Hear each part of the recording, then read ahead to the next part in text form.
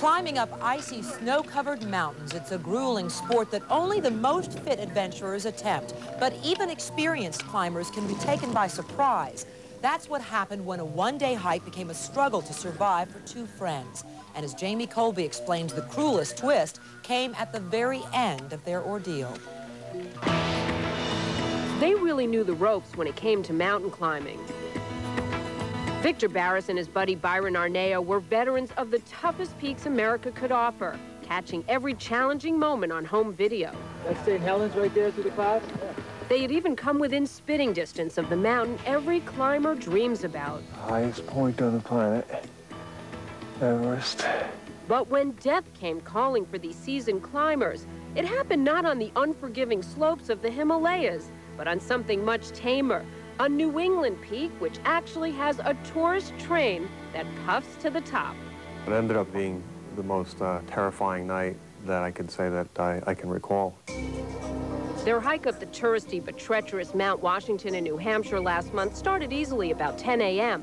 But in early afternoon, a vicious snowstorm blew up out of nowhere. Victor and Byron were soon being pummeled by 120-mile-an-hour winds. I had placed my foot on the ground, and it ended up going between two rocks, and I ended up getting pushed over by a gust to the point where it almost yanked my leg out of the socket. The wind chill hit 90 below, and even their drinking water froze. Visibility dropped to almost nothing as the storm raged. I'm thinking he's out hiking 5 feet in front of me, and I can't see him, I can't hear him, and we could lose each other pretty easily. I knew we were in deep, deep trouble at that point. The hikers called 911 on their cell phone, but because of the storm, even rescue teams were socked in. Byron's next call was to his wife, Liza, at home with their baby, Sophia, and son, Benjamin. He said, "This is not a joke. This is serious. We're in trouble." Finally, as light faded, the hikers decided their only hope for survival was to find what little shelter there was and climb into their sleeping bags. Even that was little help.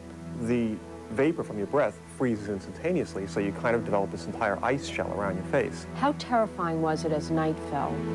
It's the type of thing that you don't think that you're going to ever come back from. I mean, I didn't think I was going to see my wife, my kids. I don't think that we were ever going to see anything on the bottom of the mountain ever again. As the hours wore on with no let-up, the desperate hikers had to shake each other and yell to each other to stay awake. You don't want to panic yourself or the other person. So you're not going to say, my feet aren't moving, they're numb, and I think I'm going to be dead in a minute. You know, you say something like, you know, I'm okay, I think I'm manageable or whatever. Finally, around 5 a.m., the storm lifted, and the shattered hikers discovered the most bitter irony of their ordeal. There's the tower, there's the observatory station, and to find that it's only like 100 feet away, just mind-boggling. Yeah, they had unknowingly camped just feet from the safety of the observatory at the top of the peak. Sophia! Hello, Sophia! Victor and Byron are now both back with their families in Bergen County, New Jersey, unscathed but much wiser. For Byron's worried wife, there's some consolation. The first thing I told my wife is when I got back, as I said, don't even ask it. I'm not going climbing for at least a year, and we'll have a long talk before we do it again. Wow, Byron and Victor were very lucky. Those infamous changes in the weather on Mount Washington have claimed the lives of more than 100 climbers over the years. Well, there is no escape for Cher when it comes